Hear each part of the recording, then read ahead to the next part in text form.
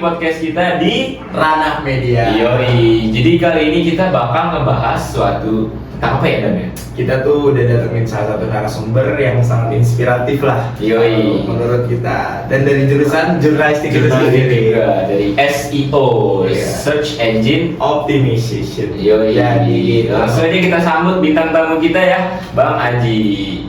Iya. Oh iya, alhamdulillah. Oke. Alamin. Oke, jadi mungkin dari Mas Aji bisa perkenalan diri dulu nih. Oke, halo semuanya, nama gue Aji. Gue kebetulan alumni dari program studi jurnalistik Universitas Bidang Jakarta, angkatan 2018. Betul. Oke, dari jurnalistik juga. Berarti lulus waktu itu tahun Tahun ini. 2020. Ada spare waktu yang lumayan lama gitu untuk kita membuat suatu hal lah, dan kebetulan waktu itu ada kerjaan gitu. Jadi ada spare waktu yang ya 3 semester mungkin. 3 semester. Jadi kalau the people kalau pada nanyain kalau orang kenapa lulusnya lama, ya pasti ada alasan lain. Iya, Ada alasan. Ada suatu hal lah. Ya, gitu. bukan gara-gara cuti atau Betul, ya. betul. Oke, jadi Maksud kita di sini tuh ngundang Mas Aji ini apa Dan? kalau kita ngundang Mas Aji sendiri itu sebenarnya gara-gara Mas Aji itu founder, emang bener ya? Betul. Founder dari sebuah media. Iya. Bisa jelasin nggak Mas? Mungkin ya Mas Aji bisa jelasin founder media apa, terus kerjanya gimana? Ini sebenarnya kalau ditarik ke belakang lumayan panjang nih. Gak apa-apa, tarik aja.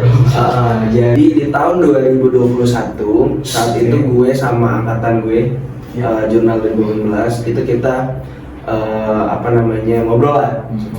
Kita anak jurnalistik, tapi nggak ada medium yang kita punya untuk kita berkarya di situ.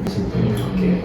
Dan pun pada akhirnya kita punya bayangan kalau semisal nanti nggak semua dari kita ini bakal jadi wartawan gitu. Oke. Jadi pada akhirnya kita bikin gimana caranya kita tetap mengimplementasikan keilmuan jurnalistik waktu kuliah itu tetap berjalan gitu selagi meskipun pekerjaan kita nanti di luar dari jadi jurnalis gitu atau wartawan gitu. Nah pada akhirnya kita gimana kalau kita bikin media gitu, dan ya akhirnya tercetuslah itu tahun 2022 ya 2022 bulan Juni. Kita bikin media satuimpresi.com namanya. Satuimpresi.com. Yes, kita bikin media online dan kita riset dulu tuh di situ. Kita riset rata-rata teman-teman ini bikin media tuh cuma sekedar akun Instagram. Dari awal akun Instagram. Iya, enggak maksud gue. Kita riset dulu nih. Berapa orang nih yang udah bikin media? Gitu. Nah rata-rata itu banyak banget, utamanya soal medpart-medpartan ya, untuk event atau segala macam. Nah itu rata-rata mereka cuma punya platform di Instagram, kayak gitu. Nah kita harus punya pembedanya nih, website. Nah yang punya website itu jarang, ada tapi jarang.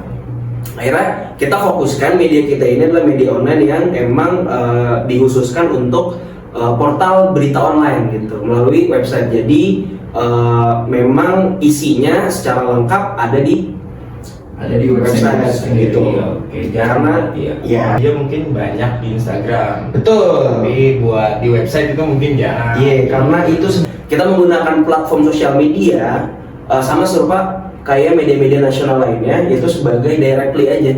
Gitu untuk baca selengkapnya di website kami kayak gitu. Jadi kita nge-reach audience dari sosmed untuk baca selengkapnya di website kita kayak gitu. Berarti kayak ya media-media yang sekarang mainstream lah yang di Instagram ya. Kayak gitu. Nah berarti kan terbentuknya itu dari tahun 2022 lalu ya. Dan juga saya pernah lihat juga tentang Satu Impresi ini, dia tuh benar-benar kayak yang udah serius banget ya, udah dapat ID pers gitu. Ya. Udah. Nah itu tadi karena kita anak jurnalistik nih, kita belajar soal sistem hukum pers, kita belajar soal sejarah pers kan ada mata kuliahnya itu. Jadi kita tahu bagaimana cara melegalkan media ini. Gitu karena menurut Undang-Undang Nomor 40 Tahun 99 di situ disebutkan bahwa perusahaan pers itu harus berbadan hukum. Kayak gitu. Jadi biar terverifikasi aja. Harus baru setelahnya harus didaftarkan ke Dewan Pers. Untuk diverifikasi oleh Dewan Pers. Tapi yang utamanya adalah si media online ini harus berbadan hukum dulu, baik itu PT, badan hukum ada 3 Indonesia, PT, yayasan, sama satu lagi Safenet. Kayak gitu. Nah yang paling umum nih PT. Kayak gitu. Jadi hal pertama yang harus dilakukan adalah mereka berbadan hukum dulu. Baru nanti setelahnya dengan proses yang panjang mereka mendaftarkan, memverifikasi medianya di Dewan Pers. Oke, Betul. jadi emang alurnya itu panjang ya, dari Panjang banget. Karena Iya. kan media sekarang tuh kadang ada aja yang asal upload gitu. Betul. Nah, berkaitan banget ya sama Kalau ngomong-ngomong masalah satu impresi ya, nah apa sih yang ngebedain satu impresi ini dengan media-media lainnya gitu, dari cara teknik pengambilan berita, pengolahan berita, bahkan sampai pempublikasian beritanya ini gitu. Yang ngebedain sebenarnya sama aja dengan media nasional lainnya, tapi kita ambil sisi yang nggak dilihat. Sebenarnya itu secara konteks sama. Angle yang beda, dan angle-nya itu yang nggak dimakan sama media besar nih. Karena kalau di online ya satu impresi.com udah pasti kalah sama detik.com, udah pasti kalah sama kompas.com, udah pasti kalah dengan .com lainnya, kayak gitu. Makanya kita ambil angle yang beda, yang nggak dilirik sama mereka. Kayak gitu. Contohnya misalnya ini yang lumayan dapat engagement yang besar ya di kayak gitu. Jadi orang-orang bahas Citayam Fashion Week, semua media nasional bahas itu, bahas fenomenanya. Tapi nggak ada yang sadar bahwa di antara foto-foto yang viral itu ada nempel toko janji jiwa tuh, yang persis banget di antara zebra cross. Yang mana itu bisa jadi iklan gratis buat mereka.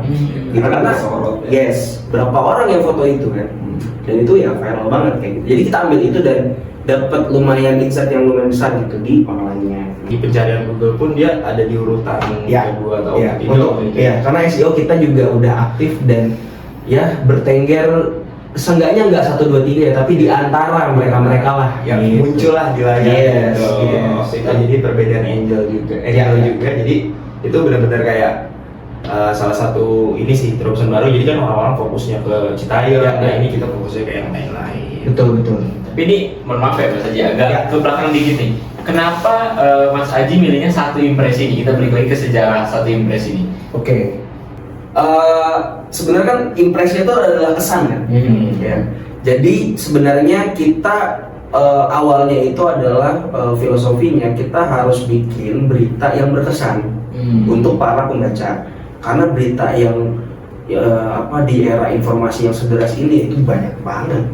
Gitu. Kalau kita nggak bisa berikan kesan buat viewers, buat pembaca, itu ya sama aja dengan media-media lainnya. Gitu. Sama aja gitu. Yes, makanya kita ambil filosofi itu sebagai kita berharap berita yang kita produksi, berita yang kita publikasi itu punya kesan untuk si pembaca ini. Gitu. Dia cuma lewat aja. Yes, betul. Berarti nyambung juga dengan yang ngambil angle yang sedikit dimakan sama media lainnya gitu ya. Jadi impresi yang pengen dikasih itu adalah itu ya. Yes, betul. Itu poinnya. Oke, kalau ngomong-ngomong soal media kan, Mas Aji kan udah bangun media tuh dari tahun 2022 lalu ya. Iya. Jadi emang udah lama gitu. 22 tahun nih. Udah 2 tahun. Mau 3 malah. Mulai 3 tahun. Itu kan benar-benar kayak lewatin proses yang panjang kayak udah 2 tahun terakhir ini. Nah, Mas Aji tuh selagi ngambil sebuah informasi yang sebelumnya bahan kosong itu tuh pengadaannya itu gimana sih, dari mulai dia masih mencari informasi ini benar atau enggak, dari pencarian faktanya, aktualnya, itu mungkin Mas Aji bisa jelasin nggak sih, kan beda gitu. Oke. Berarti alur proses produksi beritanya. Karena sekarang kita juga main di sosial media dan alhamdulillah udah lumayan dapat insight dan reach yang lumayan banyak, karena waktu itu kita pernah tembus berita reels itu hampir 12 juta view soal debat pilpres. Jadi prosesnya itu adalah pertama yang paling utama, lagi-lagi karena kita anak jurnalistik nih, riset. Kalau lu ngambil dari satu media itu namanya Kompas. Kalau lu ambil dari 2 media itu namanya referensi. Tapi kalau lu ambil dari 10 media itu namanya riset. Gitu. Jadi kita riset dulu nih. Top 10 media-media nasional itu bahas soal itu tuh apa, baru nanti kita olah, kita sadur, lalu kita bikin angle sendiri. kayak gitu. Jadi pertama riset, habis itu kita olah informasinya, lalu setelahnya baru kita tulis dan kita sesuaikan angle-nya dengan gaya kita, kayak gitu. Itu kalau beritanya kita sadur dari media lain melalui press release, melalui berita yang sudah dipublikasi dan sebagainya. Tapi kalau misalnya kita turun ke lapangan, itu memang jarang ya. Jujur jarang, karena memang biaya operasionalnya kan belum mumpuni untuk melakukan itu.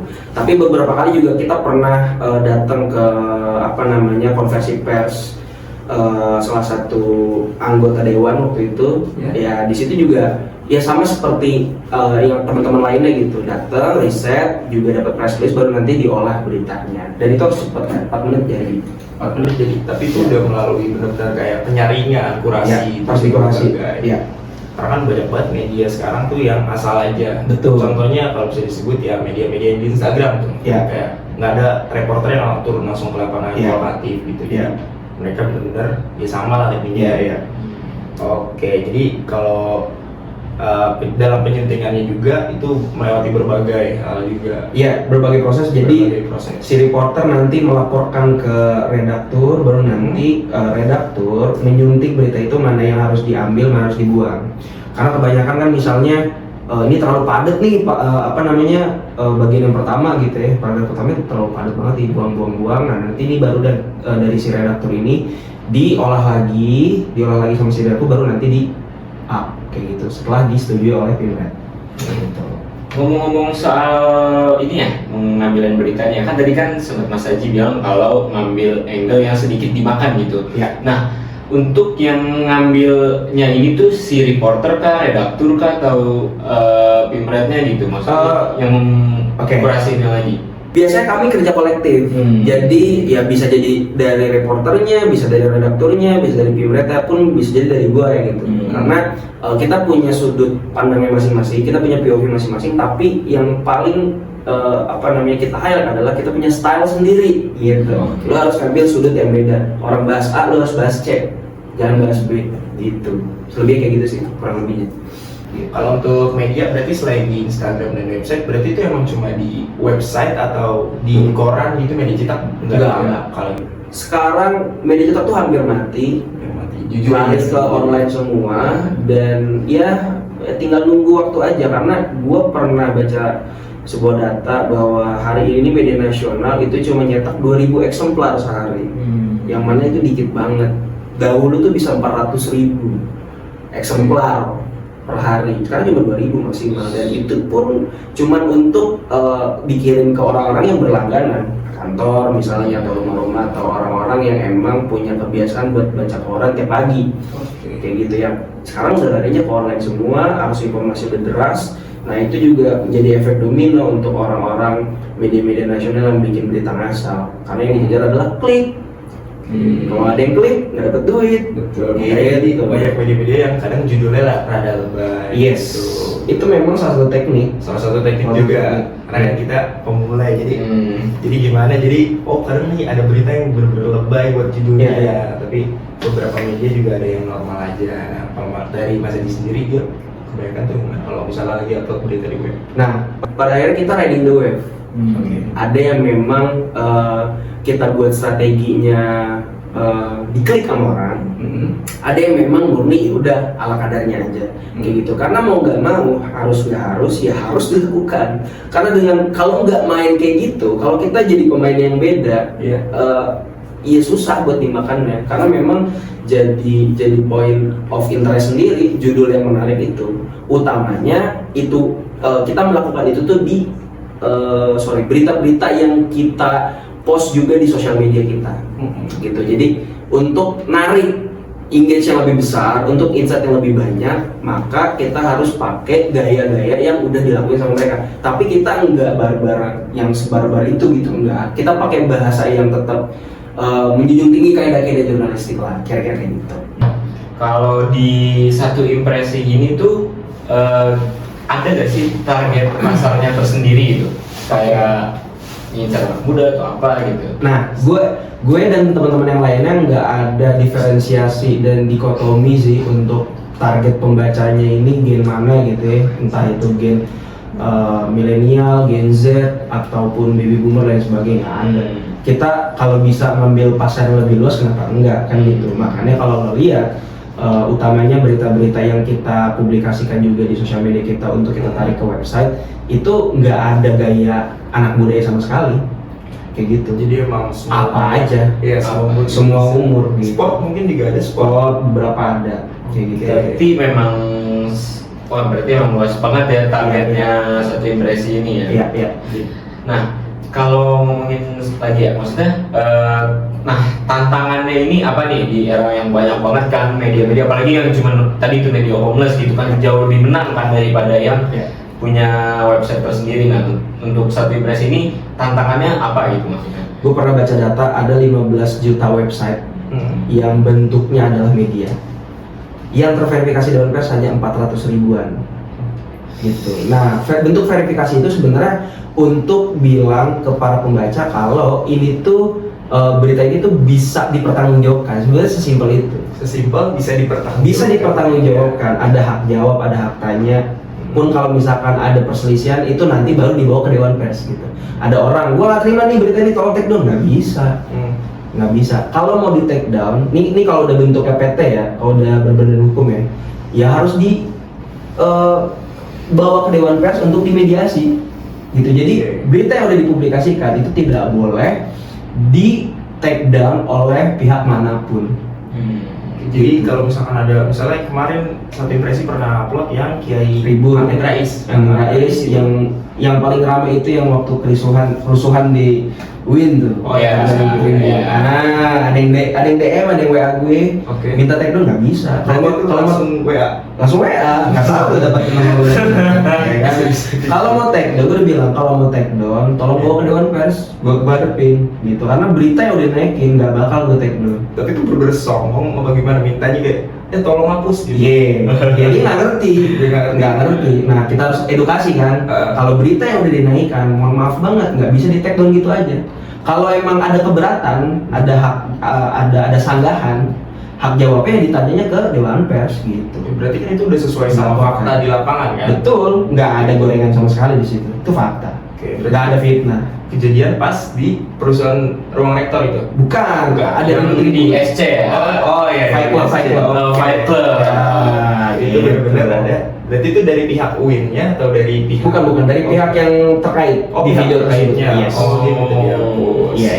Oke, berarti itu emang benar-benar kayak gimana ya? Kayak bukan privilege nggak privilege juga, maksudnya kayak punya tameng tersendiri buat satu impresi ini kalau udah punya lisensi ya katanya ya. Karena kan pekerjaan kita sebagai wartawan itu dilindungi oleh undang-undang. Kita salah satu profesi yang dilindungi oleh undang-undang.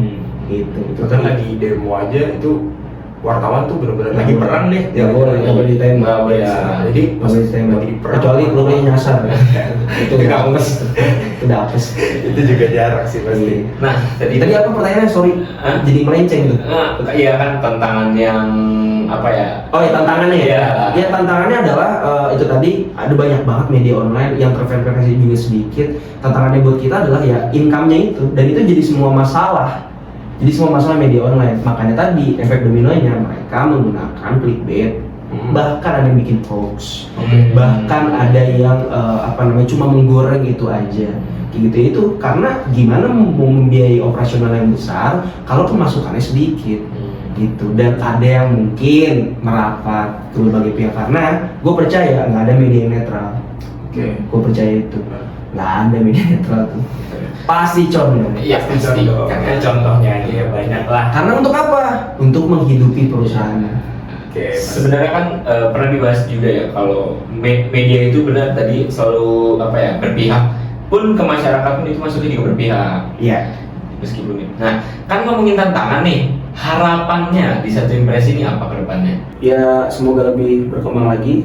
Kita pada era punya kantor, karena sejauh ini masih cloud office kayak gitu. Terus ada income yang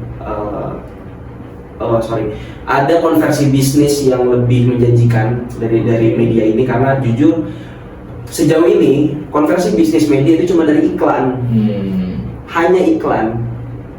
Berarti emang dari iklan aja. Dari iklan gitu. Jadi susah untuk substance-nya gitu. Pun kalau misalnya kayak media-media besar kayak Tempo ya, mereka dari subscription gitu, dari langganan orang-orang yang beli majalah Tempo, download Tempo digital dan lain sebagainya kayak gitu. Dan utamanya dari iklan udah pasti kayak gitu. Jadi sebenarnya bisnis media ini harus dipikirin lagi nih buat para orang-orang yang punya kepentingan di sana, untuk dipikirkan gimana caranya kita bisa lebih survive lagi gitu. Dan itu harapan buat kitanya ya, pasti lebih berkembang dan tembus AdSense yang banyak lah. Amin.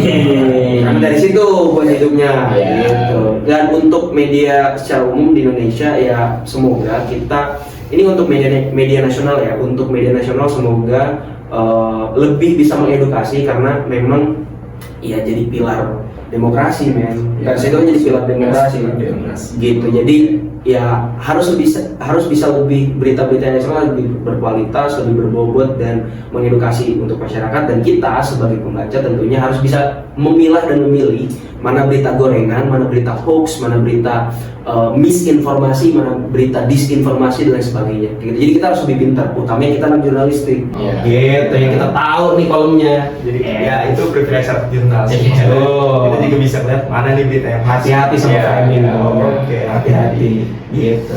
Ini juga nggak kerasa nih ya, masanya kita udah ngobrol selama kurang lebih 15 menit lah ya. Udah ngomongin soal dari ya satu impresi itu tersendiri, dari mulai pengadaan alur beritanya tadi ya, sampai di tantangannya. Jadi sekian aja podcast kita kali ini. Kita Jadi, Ranah Media. Ya, gua Cyrus pamit undur suara. Thank you. Thank you. Ya. Keren. Thank you Mas Haji ya. Baik. Oke, see you Ranah Media. Bye. Dadah.